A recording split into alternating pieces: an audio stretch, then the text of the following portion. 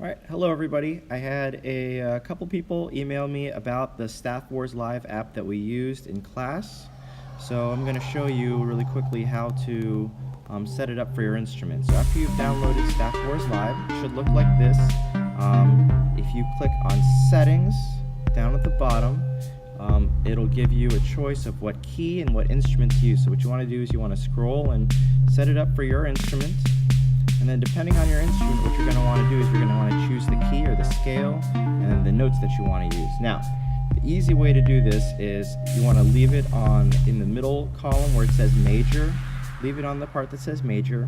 And then the note that's on the left-hand side, you want to choose the first note in your mini scale. So for example, if I'm a flute player, we'd want to set it on B flat major. And then what you're going to do is you're going to use the two scroll bars, the one on the top.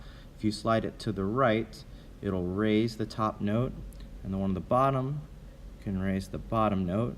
And once you have those set on the lowest and the highest note in the mini scale or whatever scale you want to use, then you're all set to go. So for flutes, you set it on B flat and the top note would be G. If you are a clarinet or a trumpet player, you want to set it on C major and then move it to your instrument. Saxophones, you want to set it on G major. Trombones, baritones, trombones, tubas, flute, and percussion, we'll want to set it on B flat major.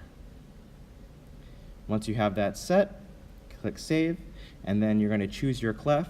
If you are a low brass player, you're going to choose bass clef. If you are anybody else in band, you're going to choose treble clef. And then I think you should be ready to go.